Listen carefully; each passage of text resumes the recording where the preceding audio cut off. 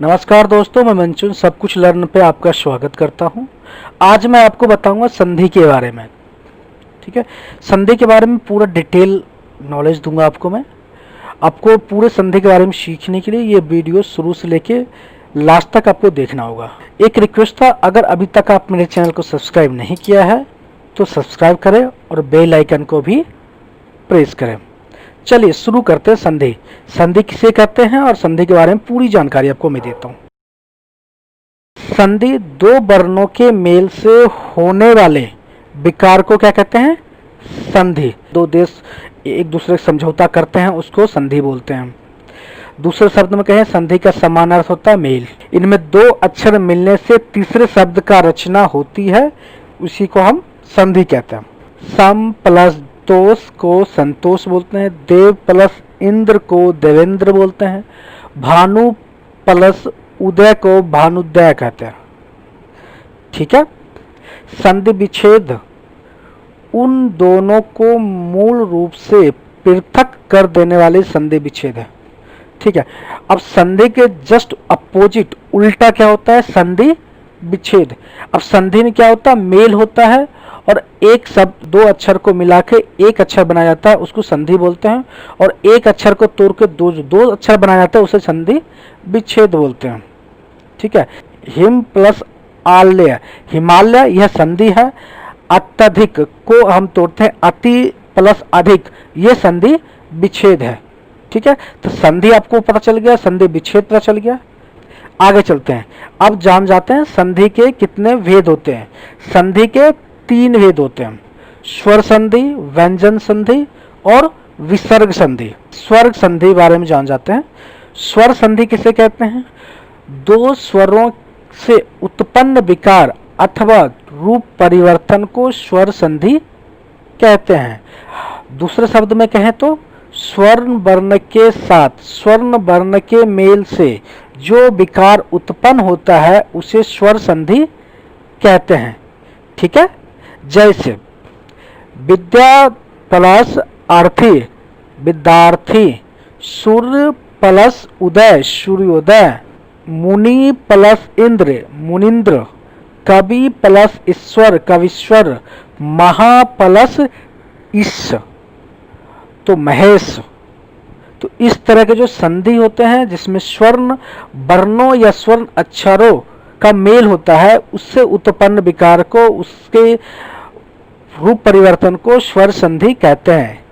ठीक है, अब स्वर्ण वर्ण के बारे में आपको पूरी जानकारी चाहिए तो उसके लिए आप मैं डिस्क्रिप्शन में एक लिंक दे रखा हूँ, वर्णमाला के टॉपिक के है। ठीक है, तो वर्णमाला चैप्टर में मैंने स्वर्ण वर्ण व्यंजन वर्ण सब पूरे डिटेल में जानकारी में दे रखा हूँ, इसलिए आपसे रिक्वेस्ट है तो स्वर्ण वर्ण के बारे में जानने के लिए वो वर्णमाला चैप्टर को पढ़ना बहुत ज़्यादा इंपॉर्टेंट आपके लिए। ठीक है, चलते हैं आगे। स्वर संधि के कितने भेद होते हैं? 5 होते हैं। दीर्घ संधि, गुण संधि, वृद्धि संधि, यन संधि, अयादि संधि। आगे दीर्घ संधि के बारे में जानते हैं। दीर्घ संधि क्या होता है?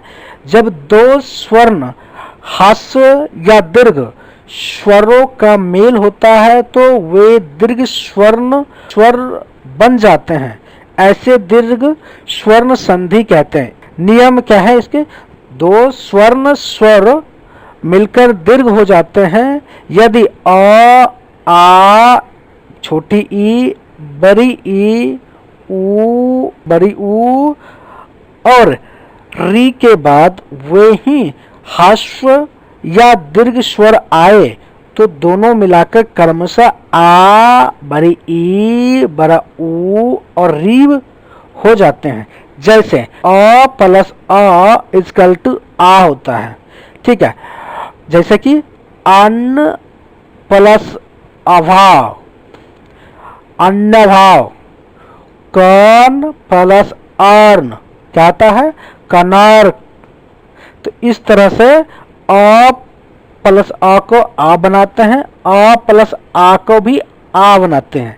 जैसे शिव प्लस आल्य शिवालय, भोजन प्लस आल्य भोजनालय, आ प्लस आ को भी आ बनाते हैं।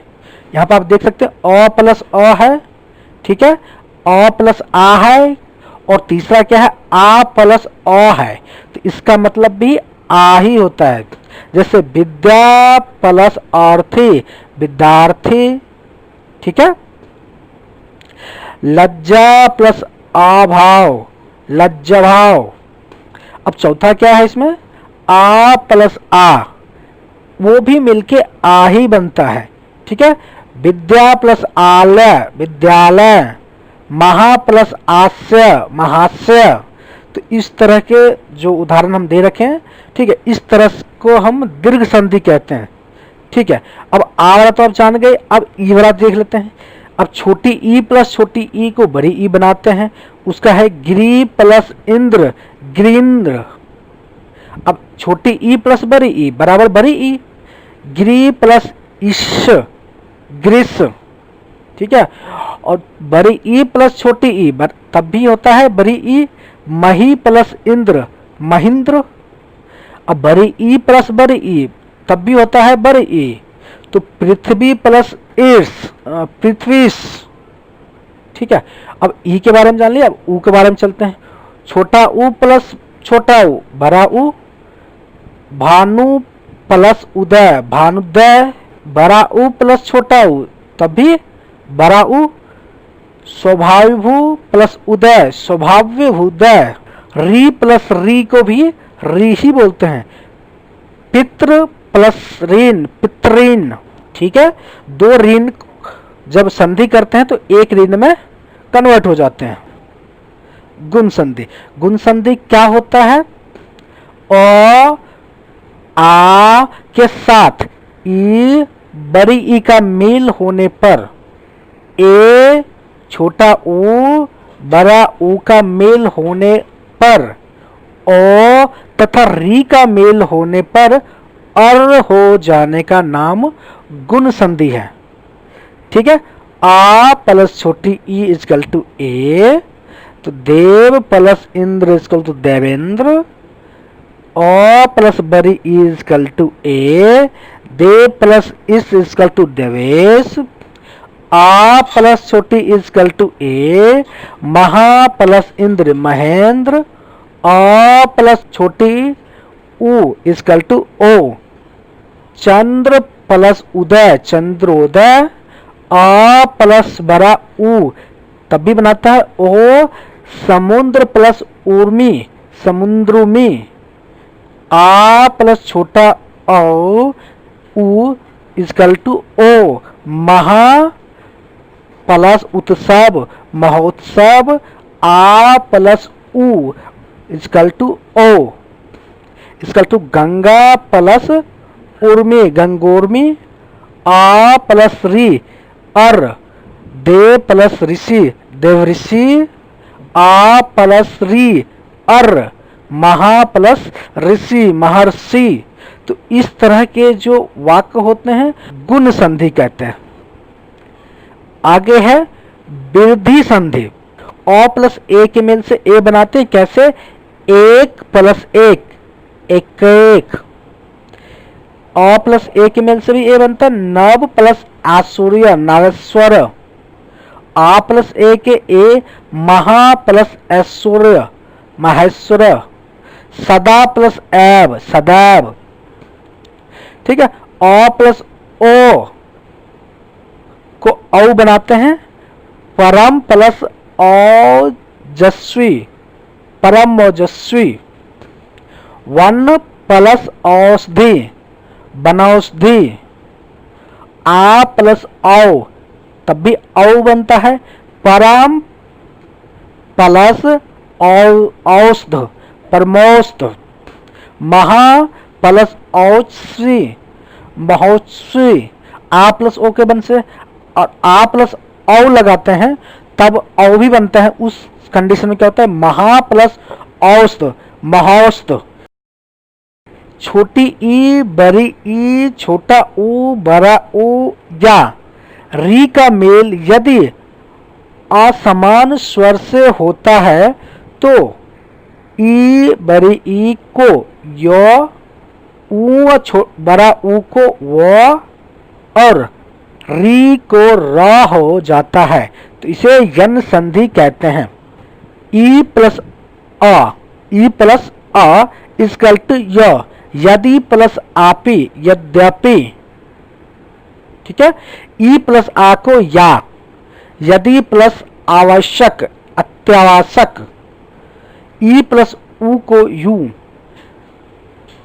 अति प्लस उत्तम अत्युत्तम, ई प्लस उ को यूं, अति प्लस उष्म अत्युष्म अत्युष्म, उ प्लस अ को वो बनाते हैं, ठीक है। तो क्या बनता है, अनु प्लस आय अनव्य, छोटी उ प्लस आ को वा बनाते हैं। मधु प्लस आल्य मध्यवाल्य, उ प्लस औ को वो बनाते हैं।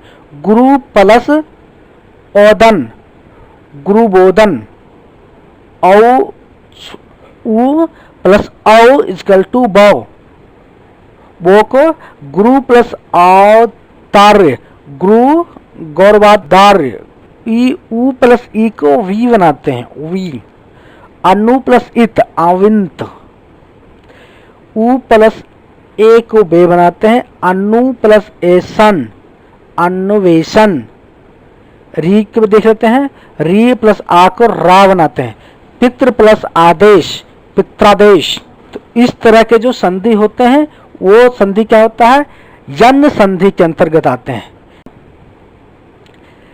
और आदि संधि क्या होता है, ए ऐ तथा ओ औ का मेल किसी अन्य स्वर के साथ होने से क्रमशः आ ओ आ तथा आव्य आव्य होने का आदाई संधि कहते हैं। जैसे ए प्लस आ इक्वल टू य, ने प्लस अन, ए प्लस आ इक्वल टू य, ग प्लस अक इक्वल टू गायक, ओ प्लस आ इक्वल टू बो, भ प्लस अन भवन, औ प्लस उ इक्वल टू वो, भ प्लस उक भावुक।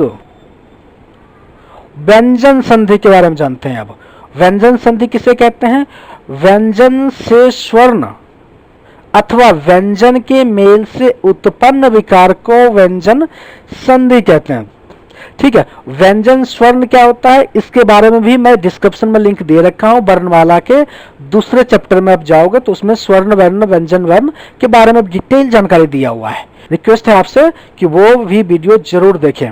अब दूसरे शब्द में कहें, एक व्यंजन के दूसरे व्यंजन या स्वर्ण के मेल से व्यंजन संधि कहते हैं।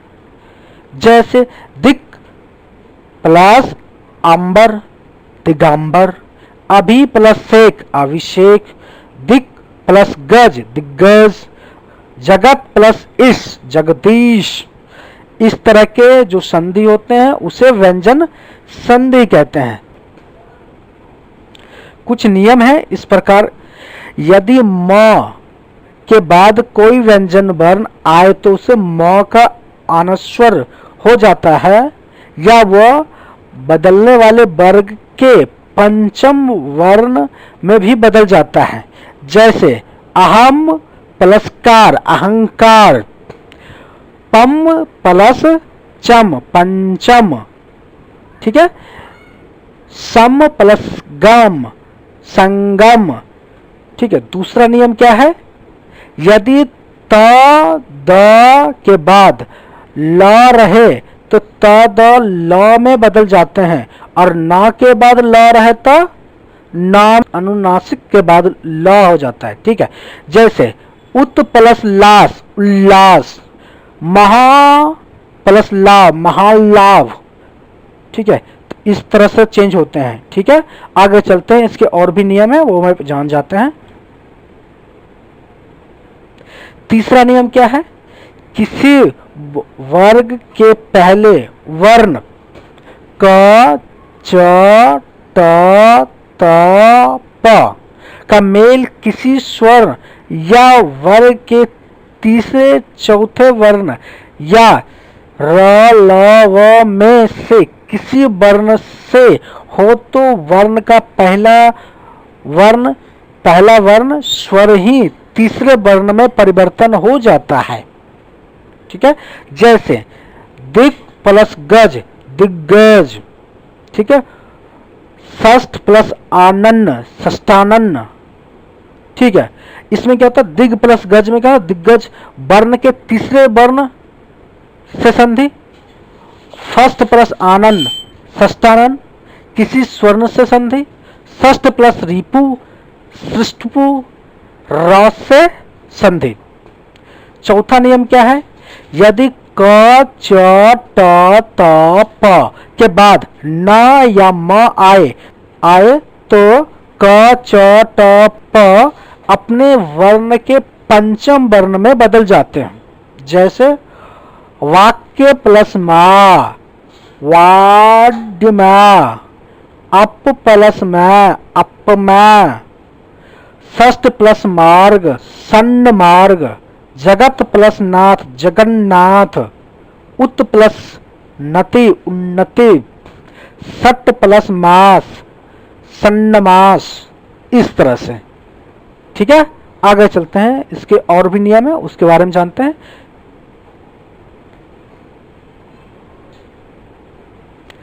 पांचवा नियम क्या है, सकार अत वर्ग का सकार और च वर्ग के योग से सकार और च वर्ग तथा फसकार अट्टा वर्ग के योग में फसकार अट्टा वर्ग हो जाता है।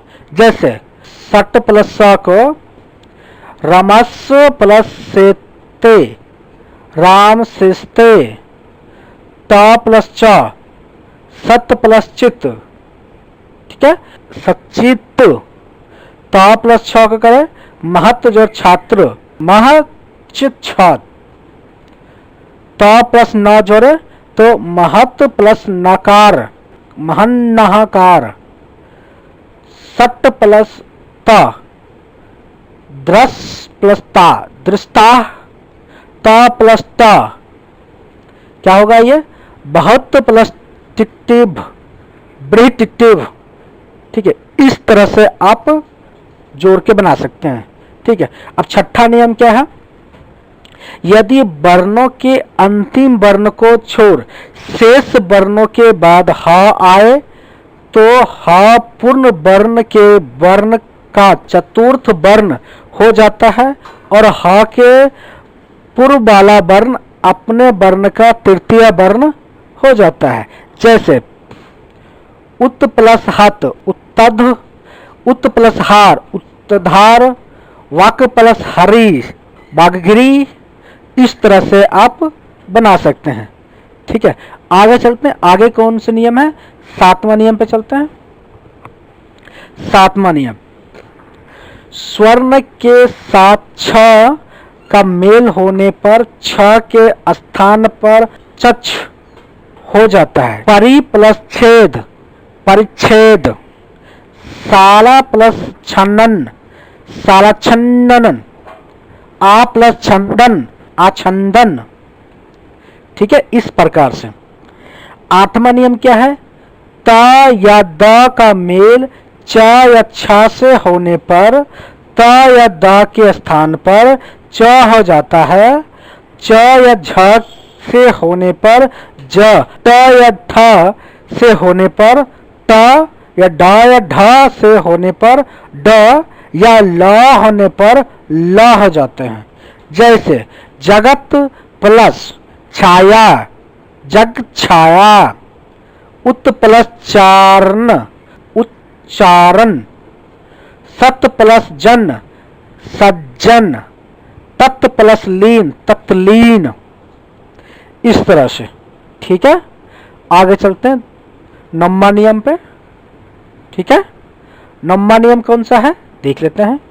ता का मेल किसी स्वर ग घ द ध ब भ र से होने पर ता के स्थान पर द आ जाते हैं।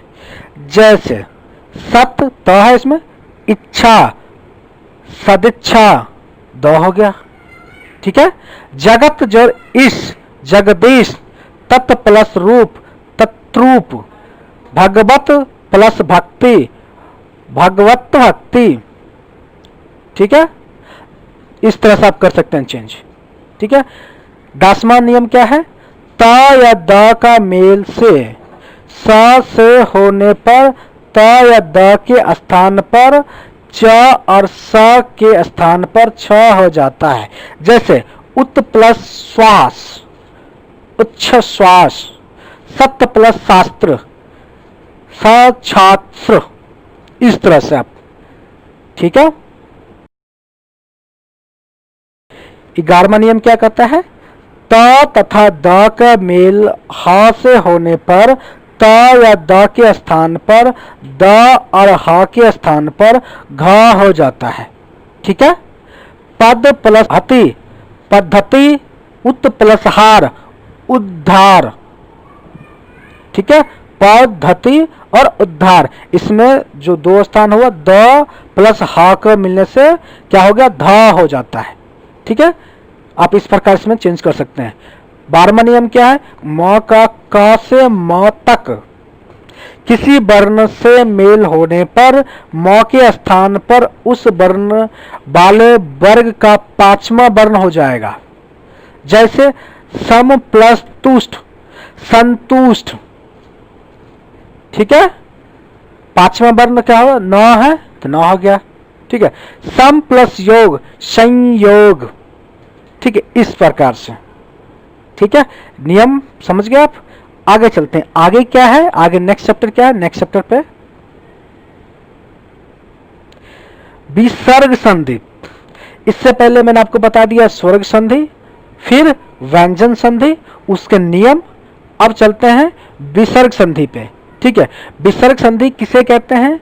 विसर्ग के साथ स्वर या व्यंजन मेल से जो विकार होता है उसे विसर्ग संधि कहते हैं। दूसरे शब्द में कहें तो स्वर और व्यंजन के मेल से विसर्ग में जो विसर्ग होता है उसे विसर्ग संधि कहते हैं। इसको कहते हैं विसर्ग। विसर्ग के साथ जब किसी स्वर अथवा व्यंजन का मेल होता है तो उसे विसर्ग संधि कहते हैं। जैसे अंतः प्लस करण, अंतकरण। अंतः प्लस गत, अंतर्गत। अंतः प्लस ध्यान, अंत ध्यान।